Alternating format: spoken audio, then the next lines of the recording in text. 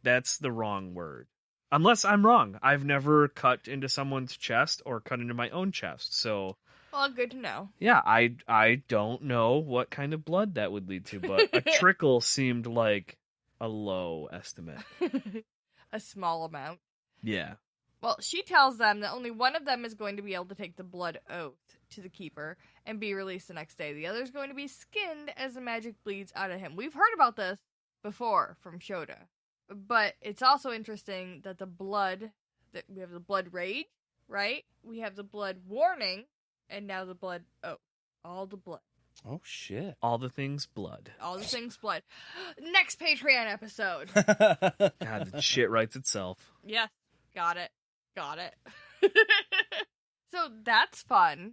That's where she explains that that's how you get rid of a wizard's magic, is by skinning, and it drains out.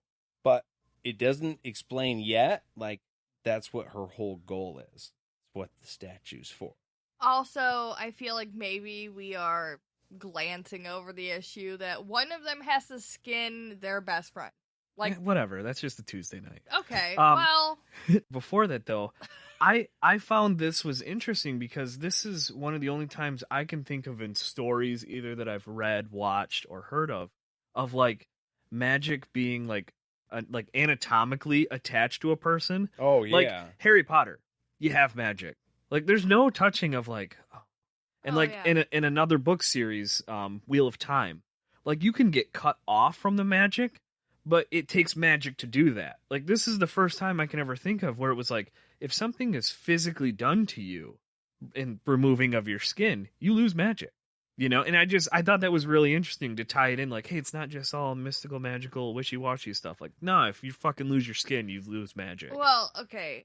Now, I get what you're saying, like, the magic can be drained, siphoned in a way. Yeah. But do we think anyone has survived the skinning? No. Like, no. you don't just live after being skinned. No, but it was just to be... No. To be, just to have it, like, to have magic tied to something physically, not just, like, it's in yeah. you. Okay, I know, I get what you're saying. I'm just like... I mean, technically, you're just killing the person, so yeah the magic's good. But I get the magic being siphoned, but that's my other thought is, yeah. What do you think about, like, a partial skinning? Like, road rash. Like, if you get bad enough road rash, I mean, obviously these people don't have motorcycles, or cement, or gravel, whatever.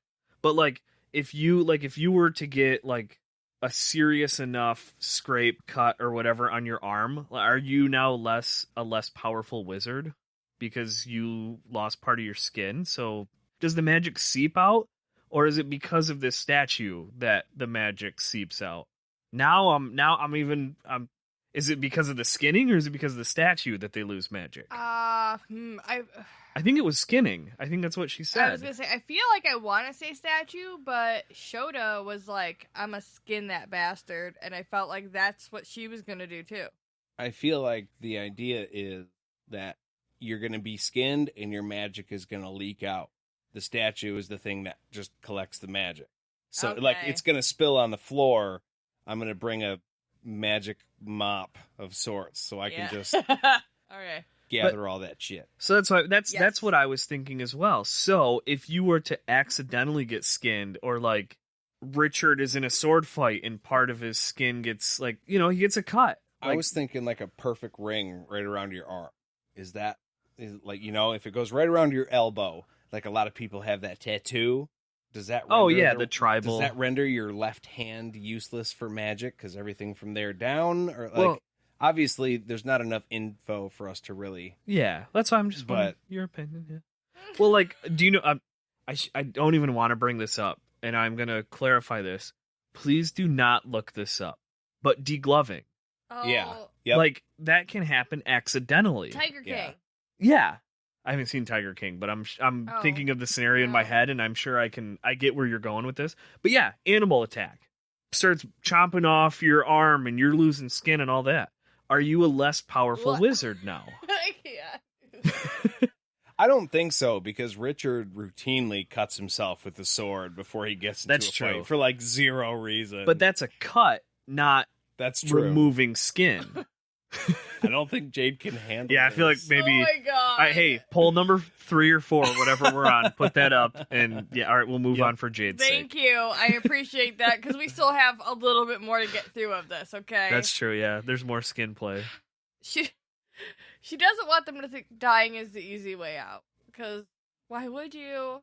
So she grabs the flaps, guys, and yanks.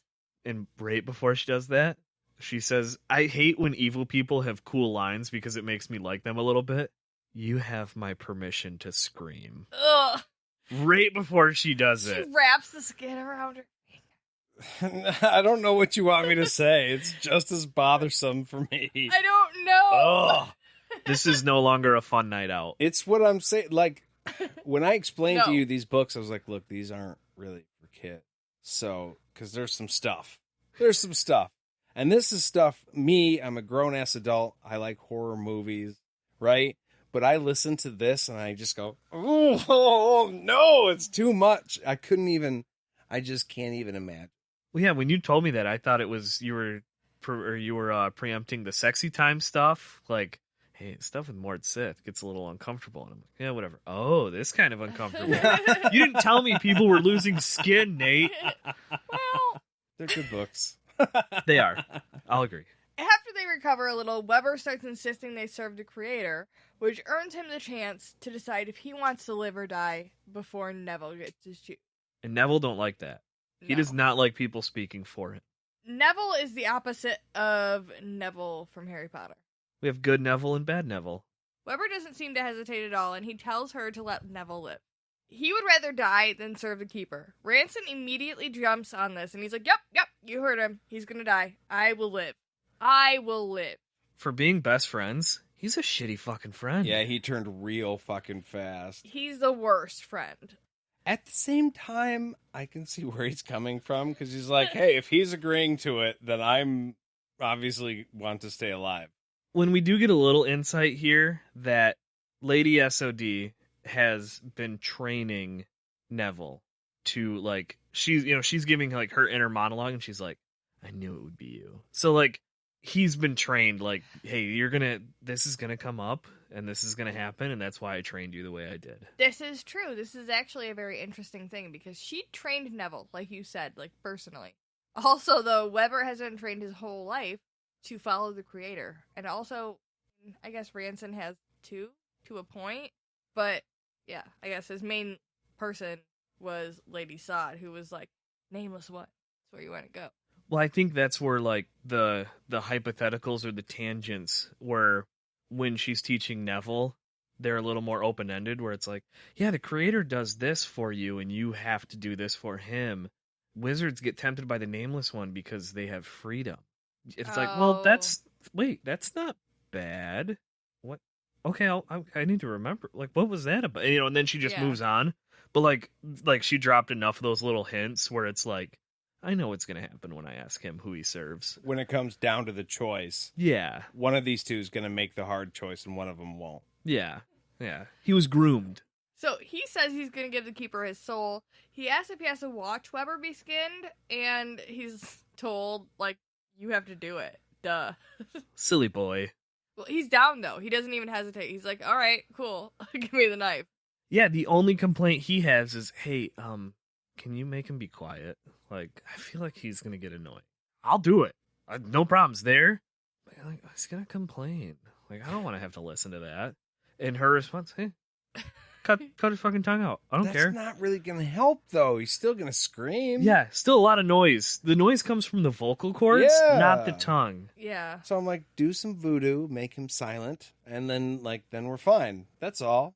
Even if I have to cut the tongue out, I guess at that point, can't you use magic to make him quiet? Yeah.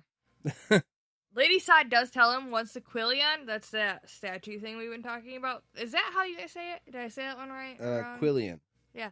All right. Yeah, you Cool. said. I think you said it right. Yay! So, she doesn't give a shit what happens once that's full. He can kill him however he wants to. Doesn't matter. Just get rid of the body. Yeah. No. Well, that goes back. Okay, that goes back to the, like, hey, can you silence him? If you need to get rid of the body, some dude screaming and like when you cut out the tongue, it's going to turn into gurgles. Yeah. Like, I'm pretty sure someone might hear that. Like, I think this is in both of our interests to silence him. Yeah. But yeah, get rid of the body. I don't give a shit. Or has she already silenced the room, kind of, at this point, too? Or are they deep enough in the castle to where it doesn't even fucking matter, because she's pulling skin off? All fair point. The sister tells him to bring her the Radahan and the crystal when he is done, and he can use the subtractive magic to dispose of the body. Because apparently these wizards do have subtractive magic. This is, again, a confusing thing, because people in the Midlands do know of the wizards that are being trained here at the Palace of the Prophets, but apparently they are not them because they don't have subtractive magic, because they are all just of the calling, right? Is that what it is? Unless this is just Neville. If he's been taught by Lady Sod subtractive magic in secret. I didn't think that could be the case, though. I thought you had to, like, make the deal with the keeper before you were granted the ability to use subtractive magic. I didn't think of that, but that makes sense.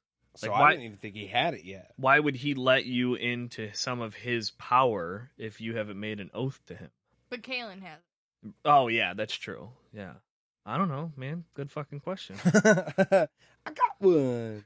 Then she has one more task for Neville, and she claims he's going to enjoy this one, because any task after skinning your friend could be enjoyable. You know, like, you could enjoy anything in life after that, right? I could scrub a floor with a toothbrush, and I'd probably find joy in that if I just skinned my friend alive. Yeah. Also, I think we can stop saying they're friends at this point. Oh, yeah. Like, that's probably. definitely a thing of the past now. They're not friends anymore. Yeah. It's like the opposite of Step Brothers. Like, did we just become enemies? Like, yes. Yeah, yes, we did. Yeah. You just liked stealing my fucking pudding after lunch every day, didn't you? We weren't really friends. Fuck you, Neville. Yeah, come to think, we never shared. You just took. You're a jerk, Neville. Lady Sod wants Neville to go see Pasha and tell her that the creator told him to teach her how to use her body to please men, so she will be prepared when she gets a new one. Nailed it. Fucking nailed it. First try. Yeah. And I can tell you this right now. Like, she goes on for like a paragraph of like, here's what you need to tell Pasha. Yeah. I would not have been able to remember any of it. No. You'd have gotten stuck after the first line, like, you want me to go to her bedroom? Yeah. Like, with her in there? Hey, Pasha, it's me, Aaron. The Hey. creator told me stuff. We get to have sex. Lady Sod said the creator said your tits were sweaty. We're gonna fuck now. Yeah, what an opening line is that? Like, hey, hear you're sweaty. I hear your breasts were moist. Well, he gets a boner from all of this talk and is totally up for the job. Yeah, I was surprised at the amount of boner jokes that happened in this chapter, all things considered. I mean, Jade and I talked about this right after we both listened to the chapter. There's still a dude in the corner of the room with like a strip of skin missing off of his chest. Yeah, not friends. And he's still able to like get it up. Yeah. It seems like there'd be a lot of emotional trauma, like, that would affect things. Should. Yeah, should affect things. Right. I mean, I don't think this is too personal to say, but it's like, I've had too much whiskey, and it's affected things, and everything went well that night. Yeah. So, like, hey, you have to skin your best friend, and I just pulled a strip of skin off your chest, and you're gonna sell your soul to the keeper. You get to have sex, though. What do you think it's going to do for me, lady? I'm thinking about stripping my friend to skin over here. Right. You're going to emotionally manipulate her into having sex also. It's not even just like she's going to throw herself at you. Well, yeah, I guess we should stop saying the word sex, because that's not what this is. No, this not is really. emotionally manipulating someone to giving you consent under false pretense. Yeah. That is called rape. Yeah. I was gonna say, wait, you're talking about Yeah, using your Yeah. authority in an inappropriate way.